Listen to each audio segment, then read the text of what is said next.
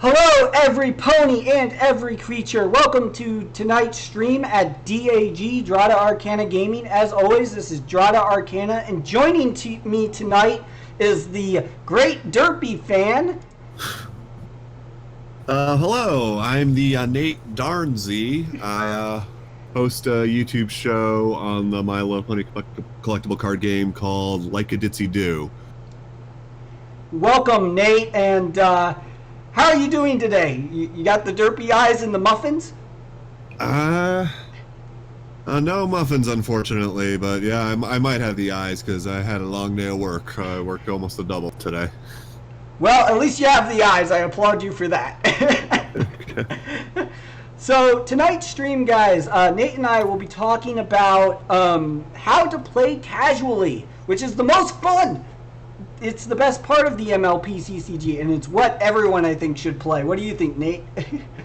I've never tried anything super competitive, so I have to agree. It's definitely fun for no other reason. It doesn't require too much thinking. We gotta love it when it doesn't require too much thinking. So, just a little recap for everyone and even for Nate here. Last stream we talked about the competitive versus casual, and I would have to say that, we definitely covered all that, and the competitive player is not what we're here to talk about, though this could be useful for competitive players. Because as we all know, sometimes, you end up being a competitive player, but you want to play someone that plays casually. Nate and I had a great game at BronyCon, didn't we? Would you like to share that story? That's more or less, how it happened. I managed to make it to BronyCon this past year, and I met up with a fan of my show, which I'm still grasping that concept. And, I played a casual game with him, and that was a lot of fun. And he introduced me to you, and you and I had a game. And it was a lot of fun, even if you mopped the floor with me. But it was a good time. Plenty of shoe shines and Sequestria there, right? Yeah, lots of Sequestria. But, I think the key thing there is just and keeping it casual is just to keep it casual. Well, even in our case, because you let me know ahead of time that you were going to use a competitive deck, and I agreed to that. So it's all about just making sure you and the person you're playing with are on the same page. Let them know, hey, this is the deck I have. Are you cool with it? And just remember. I'm going to sound like a broken record, I'm sure. Just remember to laugh and have a good time. Be Pinkie Pie. Yeah. Laughter and fun is what it's all about. And I've played in the competitive scene. I have played in Tier 3 tournaments. I played in one Tier 3 tournament, which I'm going to be going to Continentals this year for another Tier 3 tournament. I've played in a lot of the Coco tournaments that are out there that Commentaries Magic does, which everyone has heard at some point about. I've played in things like Silver Spanner because they allow me to approach the game in a more casual and fun deck building restriction format. And when you look at this game in the casual sense, there's a lot of things you can do. You can build around your favorite character. I've built a Luna deck because I'm a Luna fan. That's how I approach my deck building 9 times out of 10. Is like one of my goals in the game is I'm because I'm a crazy person. I am trying to build a deck for just about every main, but it's like the ones that I have the most fun with are like either my favorite character or I just think the main is really cool and I want to build around it. And I just decide, okay, I like this character, so I'm gonna build this deck. I have an interesting deck for you, Nate, then. Someone built a derpy pink deck. Okay. I think you'd love it. It runs this card called Party Mare. And what Party Mare does is it's a Sequestria pink card for 1 AT, 2 pink rec. And what it does is that at the start of the turn, move this card to a random problem. Oh yeah, that's the first spoiler for Sequestria Beyond. Yeah. Yeah. Yeah, that's a fun one.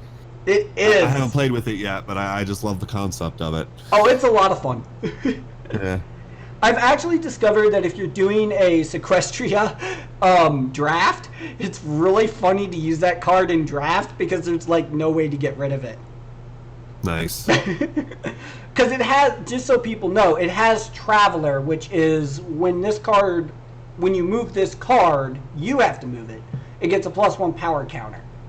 Yeah. So I always run that card in every draft of Sequestria that I do because, A, it's a fun card to play because you just don't know where it's going to end up. Yes, exactly. I'm sure everyone knows, or at least maybe has heard, about another pink card that was printed in the same set, Sea Poppy. Are you familiar with this one, Nate? I know the name, but I'm drawing a blank on what it does. Okay, so Sea Poppy is a really complicated pink card, and it's a fun casual deck. So what Sea Poppy says is that when a random... I'm going to get it wrong. I know I'm going to get it wrong because it's a weird wording of text. If a random action would happen or occur, I think I'm getting it wrong. I would have to look it up at a later date. But Okay. If anything random would happen, basically, if you have to guess what will be the outcome.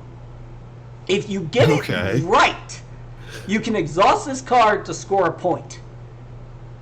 Nice. So with Yeah, I remember that card now. Yeah, I remember thinking, okay, this is really complicated, but I could see this could be a good time. So combined with good old derpy Party Mare, it's a fun thing to play because at the beginning of your turn, you get to guess between, which problem it's going to move to, and if you get it right, which is a 50% chance, you get to score a point. Oh, wow, yeah, that's pretty cool. Yeah, and the more Party Mares you have, the more chances you get to guess. Nice. Yeah, so obviously, I've built a deck revolving around that. It's a fun deck. I played it in a game called. There's a video by Commentary's Magic of me playing my Sea Poppy deck against one of Commentary's Magic's streamers as a challenge duel, and the challenge was that each of us had to score at least 3 Sea Poppy points in order to win the game. Oh, nice. So it was a lot of fun. It was a fun game. So that's like a casual deck because it's funny to play. I'm sorry to cut you off, but that brings up a good point. And just finding different ways to play the game, not just by the rules, but like, okay, the first person to score 3 Sea Poppy points, that's a fun way. And also, when I watched you play a game at BronyCon, one of the things I thought was really cool was the guy you were playing with said, okay, I admit defeat, I concede to you. I just want to know if I could have beaten you if I had 1 extra action token. And so, yeah, you officially won the game, and then he got to have his turn with the 1 action point and say, okay, yeah, I would have beaten you. And I just thought that was a really fun thought experiment, or whatever you want to call it. So I just thought that, hey, that was really neat. And I'm always free to do that because in all the times that I've played CCGs and TCGs, I've played for years. And I've played 18 years nonstop, almost nonstop, of TCGs and CCGs. From Magic to Yu-Gi-Oh! I've dabbled in Pokemon. But the MLP CCG is definitely one of my favorite games because of the fact that you get to build around your favorite characters. It's more casual. And I love to see what would have happened if I just had that 1 turn or that 1 AT tea. Like I am really excited because about a couple months ago I think I managed to score the Doctor Who's main off of someone in one of the Facebook groups, and I'm just excited to build a deck around the Doctor. Basically, I'm a huge Doctor Who nut. I bought the police box, deck box, and matching card sleeves, and I'm just buying up any foil Doctor Who's card I can. And I know whatever I end up building probably won't stand any chance in competitive play, but I love Doctor Who's, I love the Doctor, and I love that main's ability is basically you get an extra turn, and I just love that because there's so many times like, oh, if only I had an extra turn, I just need one more action token and I could win this. So I'm just really excited about working with that. And just so you know, Nate, in the MLP CCG, it would only Doctor Who's the main is only legal in casual play. Well, yeah, that's fine. That's perfectly fine. And that's the thing that I like about casual play is you don't have to follow the ban list in casual play. In my opinion, casual play should always be for fun. So I know a lot of players are sticklers about the ban list where, and especially in other CCGs, I see it all the time, is people are so sticklers about ban lists and every pony is always trying to follow the rules. But I think it's great to just play a banned deck. I am perfectly fine playing against cards that are not legal in the format or whatever, because it's always interesting to see what people come up with. I'm sorry. Go ahead. One of the things I'm really excited about is the original Rainbow Shine from Premiere was banned. Yeah. Because the guys over at Enterplay said this is a preemptive banning because there's stuff we want to do, but we can't do it with Rainbow Shine in the meta. And that was like immediately obvious to me. I can't remember the exact interactions, but Rainbow Dash, Ambassador of Loyalty, like the second I read her, I was like, okay, this is why they banned Rainbow Shine. Right. And I've hemmed and hawed over it for a really long time, but I realize I'm not likely to be in any tournament anytime soon. So whenever I get around to building a deck for Rainbow Dash, she's gonna have 3 Rainbow Shines. I mean, that's perfectly fine. I mean, I have the cards. I might as well use them. And that's what's so great about casual play is that I'm always tempted to throw, like Rainbow Shine into my deck. Yeah. The recent banning of main 6 party planners has been a big hit for some decks, and I know that it's banned, but you know what would be really cool? To build a deck with main 6 party planners in it. But I wouldn't recommend that for casual play because it was banned for meta reasons. But, Yeah. I always did like to... When I first got into this game, folks, I built a deck using Twilight Sparkle Element of Magic, which is a banned friend card. And I didn't know any better at the time. I didn't know that there was a ban list. I still ran it in one of my decks because I didn't play competitively then. And when I was getting into the game, I didn't have a lot of cards. I didn't even know about the theme decks. Yeah. I'm actually glad you brought up the Twilight Sparkle element being banned because I forgot. What I really think of as my core 6 decks, the decks I've built using the 6 original mains. I've decided like there are certain parameters I have for all of them just because that's fun for me. And one of the parameters is they can't have a friend card of whoever is the main, like a Rainbow Dash deck can't. Oh, excuse me, I need a drink.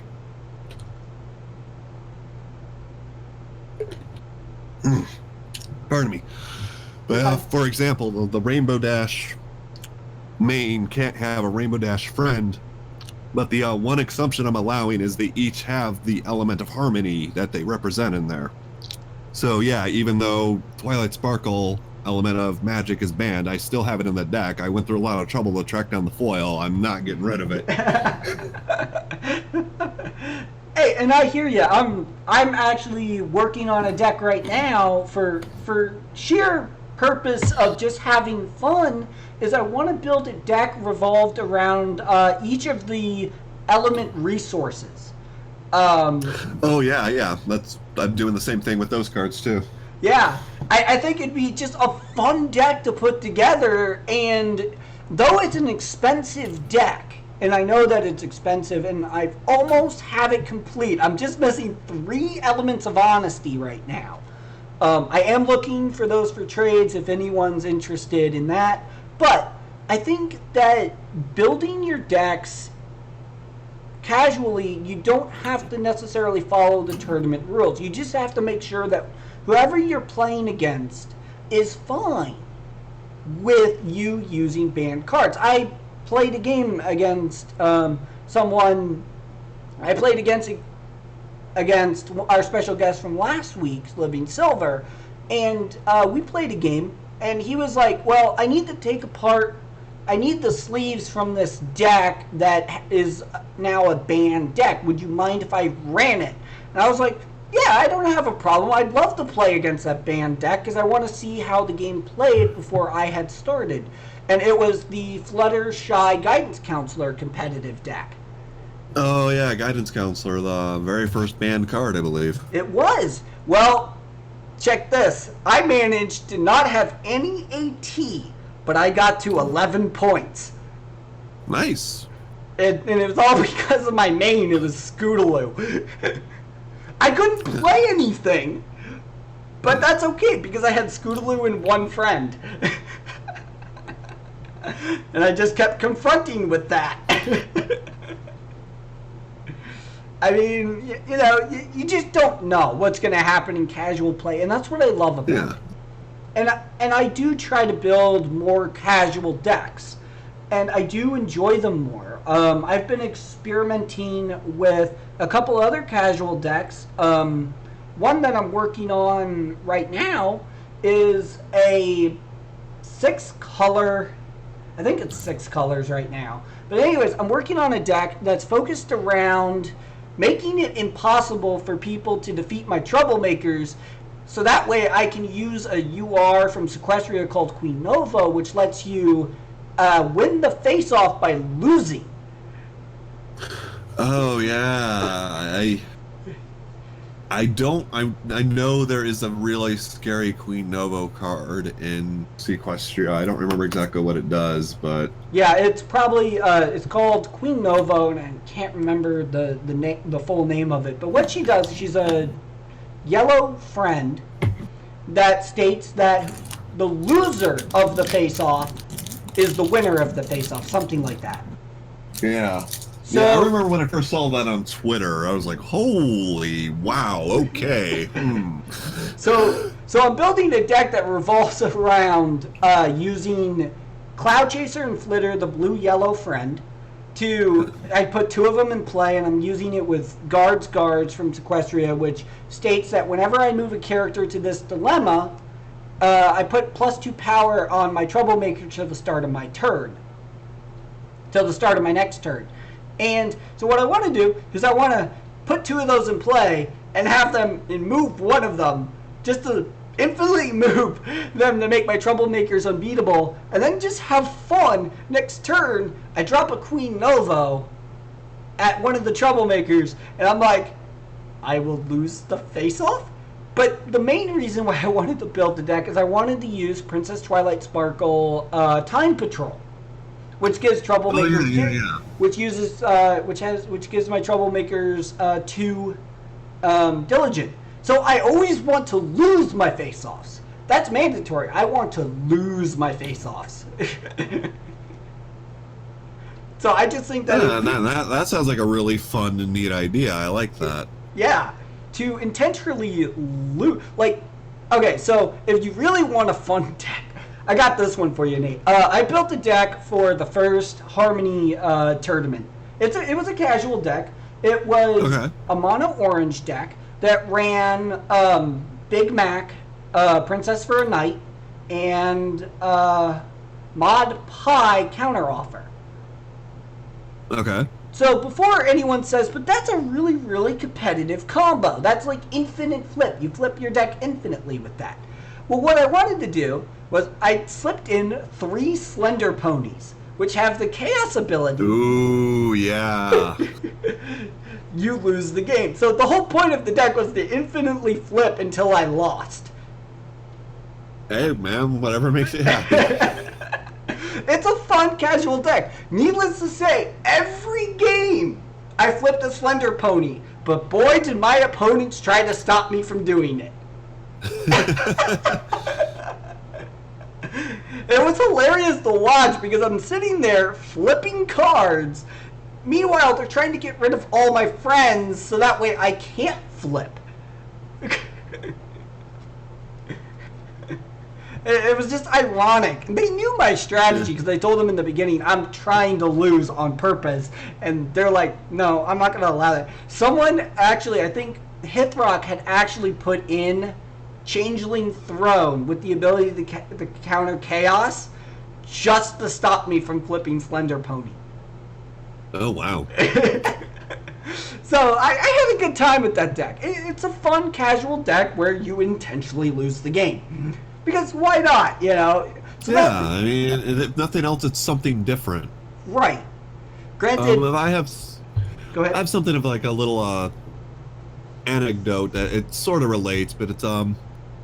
I've mentioned this in my videos a couple times, but I was a big player of Overpower back in the day, which was a Marvel, DC, and I think even Image Comics card game, where you have a team of superheroes and you fight your opponent's team of superheroes, or villains. And it still has a really, really strong following to the point where my dad still like goes to the annual tournaments in the area where I grew up. And so every year when I go home for the holidays, you know, I talk about overpower decks I'd like to try.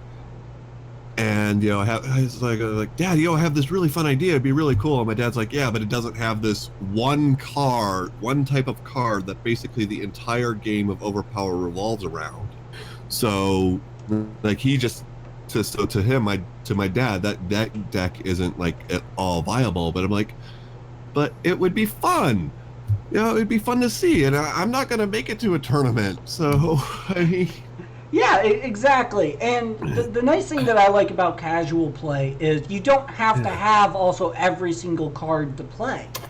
And that's something where I have found that separates a lot of the competitive players versus a lot of the casual players is not everyone has the ability to dump money into, or bits into, having every single card in the game. And I enjoy casual, so when I build decks to play casually, generally I will try my best to do something really wacky. So a good example of one of my wacky decks that I had to build to really make it really fit for newer and casual players was I built a Sweetie Belle resource control deck that for a Silver Spanner tournament where you had to have the number 3 somewhere on the card. Well, before everyone says that Sweetie Belle resource control is a meta deck, I did something different. See, I made it so all of my problems required 3 power of non-white to confront. I put nothing but colorless friends as my alternate selection of confronting. Okay. So I didn't have a single colored friend, which meant that it wasn't none of my friends had colored, and it was resource control, which meant that color fixing was nearly impossible unless I had the resources to do it. So I actually had to have a resource for each color that I wanted to color fix. So I had Boneless. I had Silver Shell's Coin. So I named this deck. It's called Sweetie Belle Discorded. Nice. It's one of my favorite decks to this day because it's just a blast to play. Yeah. So, because it's really wonky to see someone build a deck where none of their friends have a color attribute. Yeah, that sounds like it would definitely be fun, and, you know, again, for the sake of keeping things different, because, you know, just And that's another reason why I'm not too interested in tournament play, because I read all the stuff about the game-winning strategies and why Tantabus was banned and everything, and a lot of the time my eyes just go cross-eyed because it's just so much information. I don't know how everybody who does competitive processes everything and keeps it all straight in their head. It's just crazy. And that was one of the big things for me when I was first starting out as a casual player, and it was just, at first I didn't understand enough of the mechanics of how it worked, not the least of which I couldn't find anyone to teach me how to play until I made a post on the Reddit or whatever, and I came in contact with actual players, and I started playing with people and people that were more experienced than me, and soon I was picking up things like that. And because I had played in local tournaments for Magic the Gathering and Yu-Gi-Oh, I understood enough of game mechanics and how decks work and stuff, and that was one of the things that really helped. But not everyone has played other TCGs or CCGs, ponies, MLP. This game is pretty much it for them, and for them, they didn't have the luxury of experiencing other games and stuff. So a lot of times, the competitive players also play other TCGs that have a very robust competitive scene, and we see that all the time. And I actually have an interesting story here, and I've kind of been holding off on this story because it is a little negative, and I don't like negativity. And it's a story of what happened at Gen Con. Is we had a potential new player, and we had all these pony players there. All of these competitive pony players, all the competitive people were there. And no one stepped up. No one who was there stepped up to at least show this person how to play, because he didn't even have a deck yet. He said, I'm going to go buy a deck, and then we never saw him again. And I could do nothing but sigh, and I couldn't step away from my game because I was in the middle of my game. Yeah. And technically you can't step away, but we did have other people there that weren't currently playing, and people were just too concerned. And that's where I feel like, I don't like the competitive scene, but I play in it regardless because I do enjoy that competition. Like, I am going to Continentals, but I think that, this game really needs people to step into the casual world, to have the competitive players help the more casual players, because we need that. We need to help each other. We can't have that divide, and I feel that's important, and that's why, we need to work together. This is a game that is coming back. It's starting to come back, but it's only going to fully come back when everyone decides to step in and help each other. Yeah, and just realize not everyone wants to build the most cutthroat, win as quick as possible. I am here to conquer. Some people just want to play a game and hang out. Exactly. Like the game might take an hour because you keep interrupting each other to tell silly stories. That is the best. I love those games where you take an hour, 2 hours, and you're just laughing. Nate, before you showed up at our game table, there was a game I was in. I think it was like an hour before you showed up, and it was essentially 3 kind of new pony players. And guess what? We had been playing and stuff. I showed them how to play with a theme deck, and we'll get into theme decks here in a few minutes because I do want to talk about those. But so I showed this person how to play, and they really enjoyed it. So when we got kicked out of the CCG room because they were closing it, we decided to go to the game room. And I said, all right, we've got about 30 minutes, so you guys got to get to your thing. How about we do a 2-on-2? Now, the game really doesn't have any rules for 2-on-2 play. So there's no two-headed giant rules. So you're sitting there trying to come up with a two-headed giant rule. And that's a lot of fun. I mean... I think that's where I actually came in to you and Alex. Yeah. Was you guys were playing the middle game, and I just thought that was the coolest idea. I just thought that was really, really neat. Right. Granted, the rules were kind of thrown together last minute. I mean, I technically had to come up with them. So the idea was that because there's essentially 4 problem decks, you raise the technique I came up with is you raise the score to where where as a team, you need 20 points to win.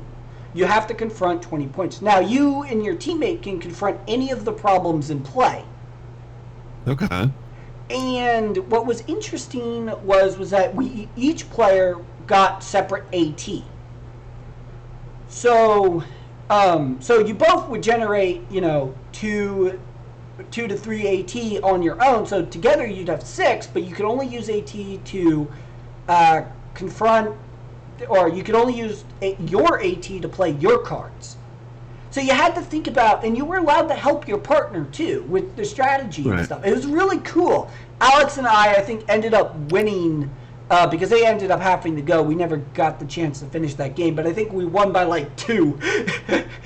Yeah, I remember watching that and thinking, wow, this is so neat. And I was just wondering if like this was set up intentionally, that you and Alex's decks were like complementing each other specifically, like if they were specifically designed for that. But either way, I just thought it was just the neatest idea.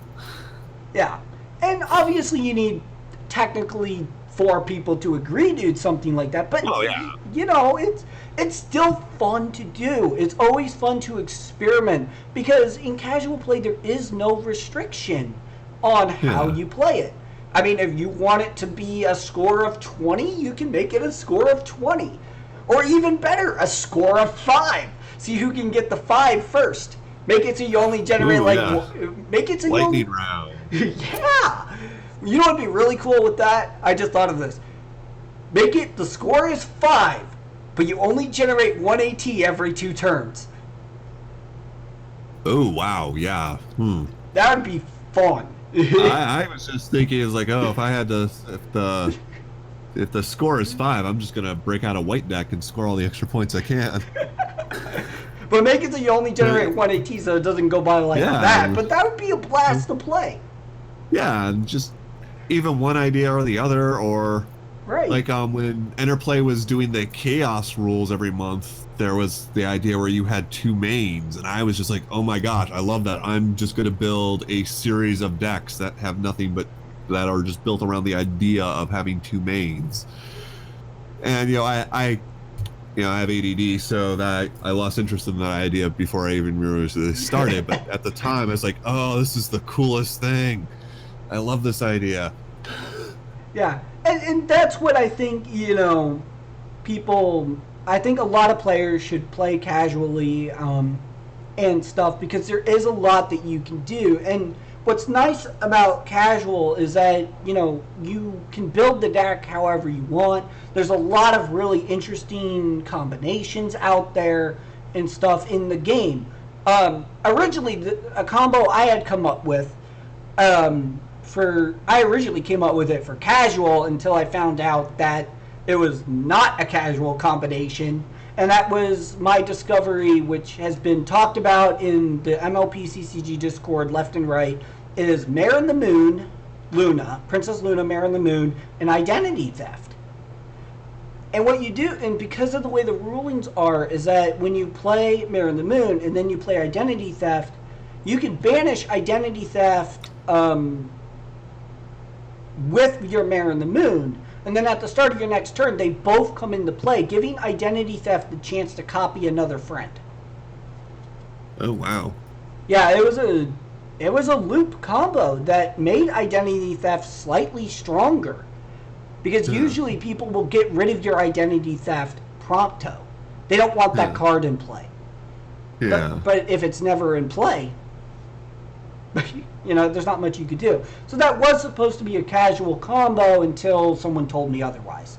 I feel bad for that discovery, but it's still fun. I was still trying to build a casual that's the important thing. I mentioned Tant abuse. I remember the whole controversy about that, and I just the one thing that stood out to me is okay, this became a problem and Interplay nipped it in the bud. but everyone at the convention still seemed to have a good time. Like they pointed out, like if you watch the streams of those games, both players are laughing. Yeah. So, it's just like it's all of it. A lot of it has to do with attitude. That's why I always try to be positive, and I'm always like preaching the power of positivity. Is just like going in with the right attitude can affect everything. So not like Twilight Sparkle during lesson 0? Oh God, not at all. Everything's on fire. Trying to create a friendship problem. And this one guy's taking all my Smarty Pants cards. Why?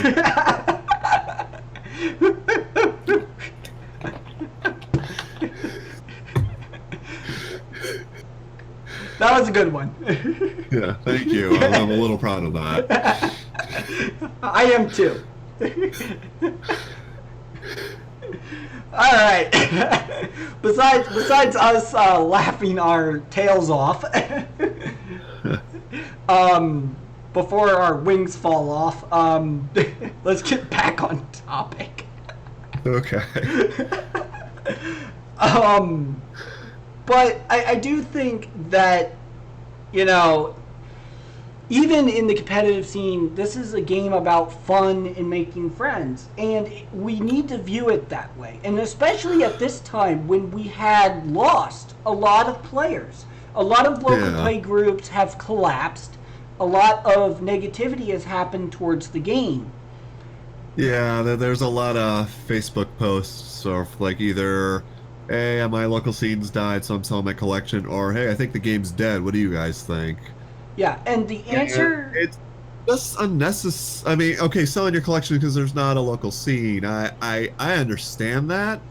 Right. I can't comprehend doing that because I have a problem, but I don't know how many times people have tried to start threads or conversations like, hey, the game is dead. Let's talk about this thing we love dying. Because that helps, Yeah, and I've seen those posts left and right, and we've seen them over the course of several months. And the truth is that this game is not dead. No, it made my heart so happy when I was coming. I forget what day it was, but I'm coming into the convention center at BronyCon from my hotel, and there's people just sitting at the bottom of the stairs, going through the booster box they had bought. It made my heart happy. Yeah. So the local playgroup thing is definitely a problem, but the game does have a following, and I just want to focus on that. I want to encourage that. Right. And here's a little hope for you, Nate. I don't know whether you heard or not, but people should definitely take a look and start following Commentary is Magic, because they had put out a survey trying to figure out what local groups are out there. Even if you're the only one in the group, you should fill out that survey, because they are trying to support the local groups. And I do encourage people to do that. Though they're a group, I am going to be looking for that now. Yeah, they are definitely the more competitive group. I would say that they're more on the competitive level. But I think that I can't speak for them. So I'm not trying to do that. I apologize to Commentary is Magic if I'm mentioning any of this. But people should start following them, because they are going to try to do something. I don't know what yet, because they haven't told us. But I do think that, a revival of group store championships and everything, like my group, we just started our local tournaments for the first time in 3 years here in Indianapolis. We have a local tournament now once a month. Nice. We had 4 people show up, but that was because half of our group were in other states at the moment. 2 of our players one of them's planning a wedding, and the other one was at a camp somewhere. So it's I guess those are acceptable excuses. Those are acceptable excuses. I'm not going to ask them to not plan their wedding that's happening the following week. It's not the way that works. But we have tournaments again, and it's been 3 years since our group basically went from 40 players to none, because I wanted to see the local play groups revived. And now we have a bunch of new players here in my area, and it's a lot of fun. I know that several groups are still around and everything, and that's a good sign. But if you're out there all alone and you don't have anyone to play with, check online. There are tournaments happening online. Yeah, that is actually one thing I did want to try to bring up, is there are obvious ways people have found a way to play online, and that's something I really need to look into. Yeah, the big one is the Skype group. I'm on there all the time. If you guys want to play me in a game anytime, you can usually find me any day of the week or anything. I will let you know the time I get home from work, and I will play you in a game. It could be as casual as you want or as competitive as you want. I am willing to play people anytime, provided I'm not at work, because we all work. But but this is... Honestly, sometimes my work gets so slow, they should let me play card games. I wish I could do that. But yeah, I think that, we definitely got off on a tangent, as, people tend to do, especially Dratta. Yeah. But I wanted to go back to theme decks. Oh, yeah. So theme decks, if you came across a new player, they're brand new to the game, I encourage every MLP player to have one theme deck. Always have one. Yes. Just take it out, put it in a deck box, you can sleeve it, but always just have one theme deck. Because many players at conventions, or even just starting the game, what I encourage people to do is take that theme deck, and if you find someone that's brand new, they just bought, let's say, Canterlot's Night theme deck at the con, and they come to the CCG room or the game room, and they're like, yeah, I just picked this up, I want to learn how to play. Don't pull out your 400 card deck. Pull out that $10 card deck that you bought, so you can have a nice friendly game with them. Yeah, they're definitely a good teaching tool, because I've played some games with my dad, and I walked him through it using some theme decks that he had found at the dollar store. And I have to say, the theme decks seem to be pretty well constructed, because another quick aside, to anyone who's watched my BronyCon videos, my buddy Nick, who tried to buy all of the Pack Breakers booths, I had last time I got to play, I had a game with him, and he just cracked open one of the theme decks he bought, and I was using the deck I actually used to play Alex, and we didn't get to finish the game, but for the first half of what we did play, his theme deck was kicking my flank. It was just, I was just sitting there what is happening right now? Yeah, I mean... And all he did was I don't know, I'll pick this one. He spent a good amount of time shuffling it, because he hadn't been shuffled before, and then I think by the time, because like I said, I had to cut the game short because I was running late for an appointment, but it was just, I think it ended at a tie, but the first half I was like, I can't do anything. What is happening? Yeah. I think that, when I taught one of the new pony players how to play, they had their own deck, and I was like, well, I don't really want to use one of mine, so I went up to the Pack Breaker table in the CCG room, and I said, do you guys perchance have a deck that you would use to train new players? Because I didn't have a theme deck on me, and that was the big mistake I had made. I should have had a theme deck on me. And they said, yeah, here. So they gave me a Nightmare Moon theme deck. Oh, nice. And playing that deck actually encouraged me to build a Nightmare Moon deck with the Nightmare Moon main, because I'm like, oh, that's a cool main. I like that. It really is. Yeah. So I was like, so I ended up losing. 15 to 14, I think, was the final score. But it was a fun, enjoyable game. I showed them, the rules, and, I taught them how to play. I walked them through everything. And when you're teaching new players, those theme decks really, really help. A lot of times, as more experienced players, and even for the meta players, you really should use a deck that is either weaker or not as powerful, doesn't have as much alicorn magic as the person that the new players deck. Really, because a lot of times the new players will buy the theme decks, but they'll also get a couple packs on the side, and they might, put cards into it. So you want to use something more on their level. You don't want to walk in there with all the magic in the world and be like, yeah, I'm Starlight Glimmer. I have tons of magic power, and I'm OP.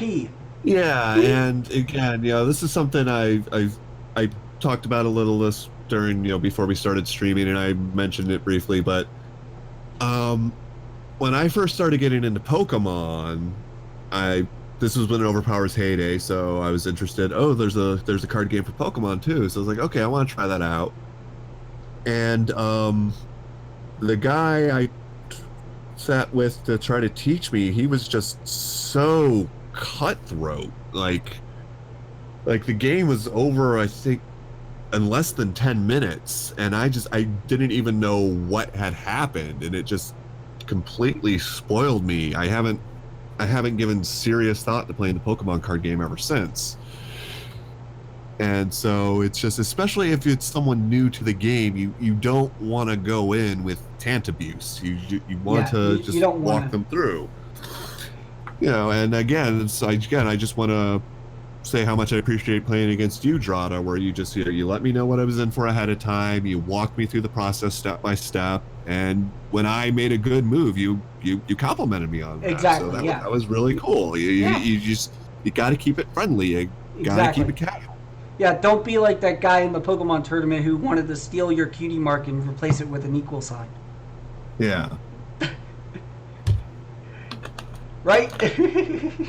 Yeah. Oh, that was a bad pun. I shouldn't try to copy Silver Quill, but no one should try to copy Silver Quill. The quilted version or the yes. Yeah, but you're right, and really I think that a lot of people feel the same way that you do, Nate, and and a lot of people, I think, a lot of players, a lot of ponies out there, and even creatures, because it's not just ponies anymore. But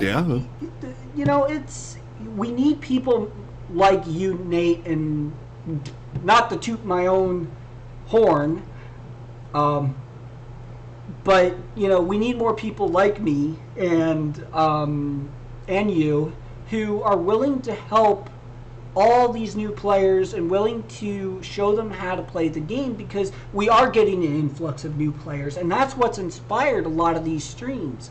Is I've started seeing people in the Discord that it's just like, I'm seeing welcome, next day welcome, 1 hour later welcome, and it's like we've been getting new players in the groups like non-stop. We've been getting new ponies. That's fantastic. That makes me so happy. And and I think, Nate, you should, I don't know if you're part of any of the groups, but you should definitely join. I think a lot of people in these Discord group, the Skype group and stuff, I think they'd love to hear from you. And I think that's definitely something I need to do for like my own reasons for starting the show, is like just to come out of my shell more often. That's definitely something I'm interested in. Yeah. I mean, I have a Discord, I might as well use it, right? Right. And anytime you want to play against me, or anytime you feel like, Nate, that you want to play against me, I could pull out one of my wonky decks. Something like unique or whatever. Or you could say, hey, Dratta, you could do me a favor. Use a theme deck. Choose your theme deck. Just use that. And I'll be like, sure. Because I'm always down for a good game. I don't always have to win a game, because I don't enjoy winning. I lose all the time. Like, constantly almost. But I still have a great time playing the game. Yeah. I think that the most important thing is to have fun with this game. It is a slightly complicated game, but once you learn it, it's so much fun. It's got things that no other game I've ever seen really has. I mean, you basically confront a problem. It's like it's like every episode of the show. You're trying to confront your problems with your friends. You're trying to be Twilight Sparkle in the main six, basically. That's how I felt about it. I was like, oh, this is really cool. Plus, it's Pony, so every card looks adorable. Oh, yeah. I mean, especially Derpy. I especially think that is Alex in the chat there, and since I don't have a Twitch account, so I can't, like, type in the chat window, but good to see you, Alex. Yeah, I've noticed that you've been there for a while, Alex. Sorry, we kind of just been talking, and I've been reading your posts and stuff, but, so, anyways, I need a muffin. Yeah. Nate, can I get a muffin? Good. Muffins are good. Let's offer up a sacrifice to the great male mare in the sky. Before she crashes into Twilight trying to deliver a letter to Starlight. A lot of puns going around tonight. And once again, we're getting off track. We have about 9 minutes left in the stream, so I think this has been a fun stream so far. I have had a blast. I've had a blast. Yeah, I didn't know what to expect coming in. I was nervous because I can't edit out all my awkwardness like I try to do with my video. but this has been a lot of fun. So, and it's been just a subject I've enjoyed talking about it. So Yeah. So, thanks, Alex. Yeah, I'm not that bad. Don't give me that butt, Dratta. But no, really, you could. I mean, anyways, I think that for the most part, takeaway notes here is definitely, this is a topic that's really close to my heart because I've seen the difference between all these players, and I think that as a community, we want to play more casually. And I think we love those fun games. And I think it's important to have those fun decks lying around. And to make sure you build for, you can build your competitive decks for when you're going to tournaments, but you're not always going to be at a tournament.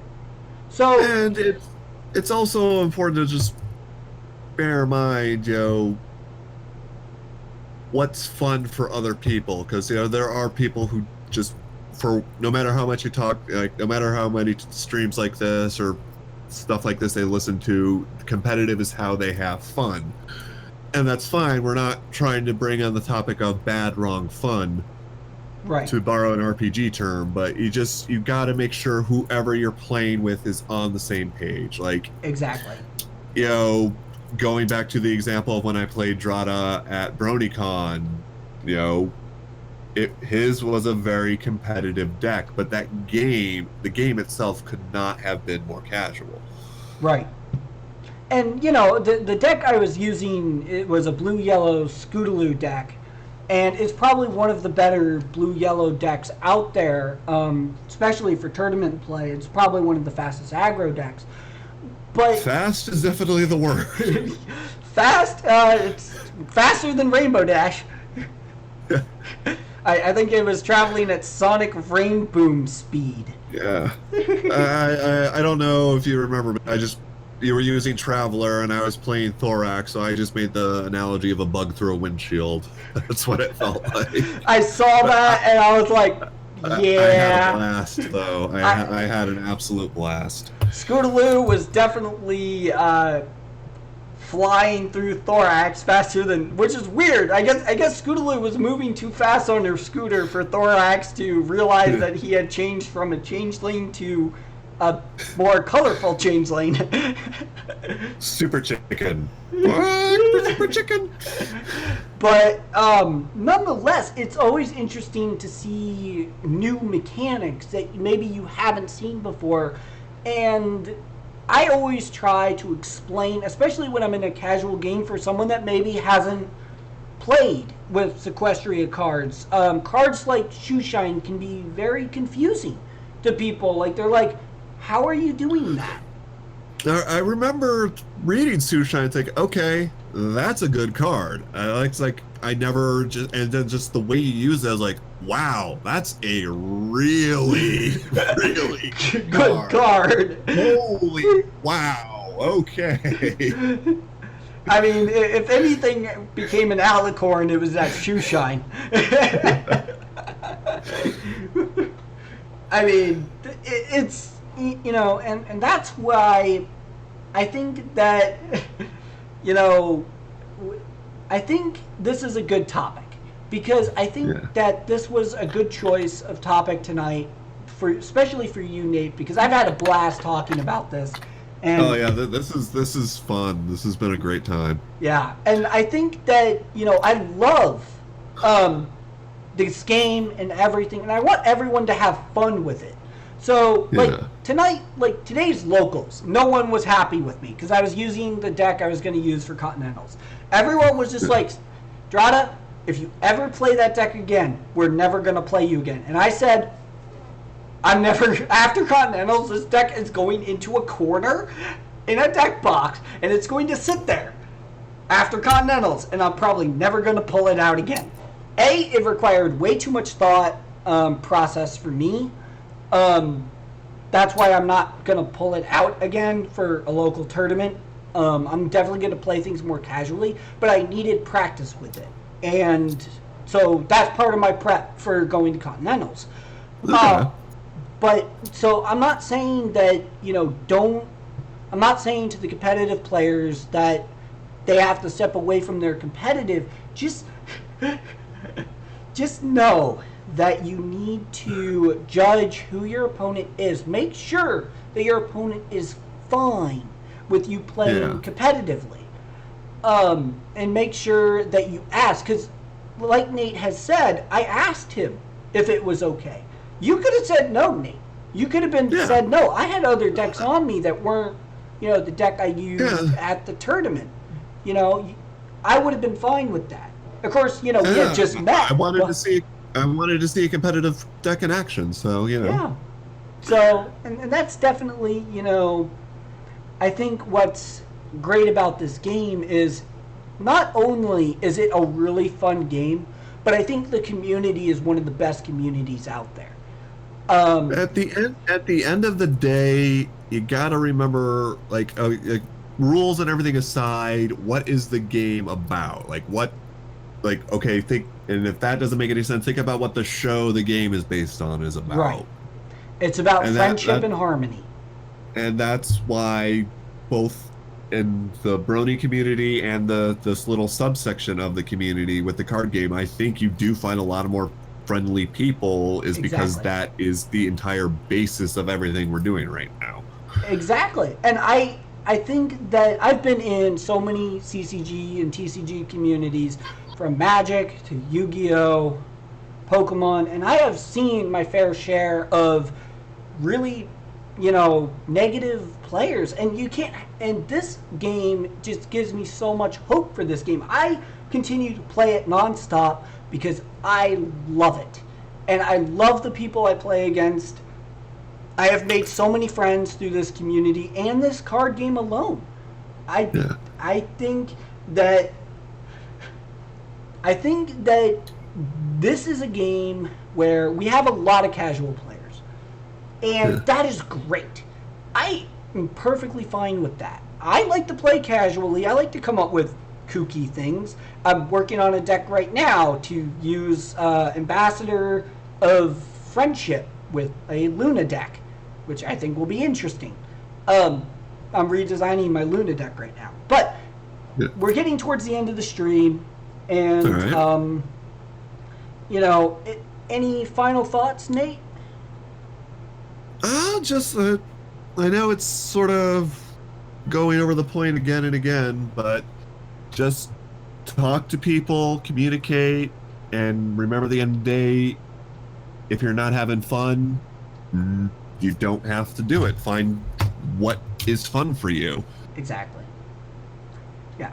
And, it's, and be online, join the communities that are out there, because this is a game where it's moved a lot online, and there's a lot of people that just play online. I play with a couple I have a friend in England who was talking about we need to figure out how to play online, because she doesn't get to play very often either. So yeah.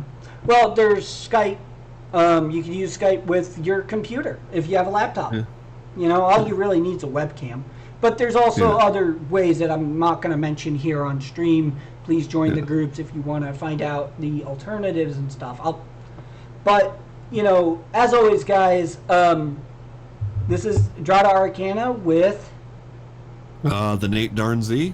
All right, and I will see you guys next week for a stream with one more special guest before I go back to solo streaming. So I'll see you guys next week. And as always, if you need to contact me, you can contact me at Dratta Arcana Gaming on Facebook, or you can email me at dratta.arcana@gmail.com, or if you're looking for my uploads of my streams, you can check it out at my Twitch channel here, or you can go to Dratta Arcana on YouTube, also via the dratta.arcana@gmail.com. And I'll see you guys next week. Have a good night. Take care, everybody.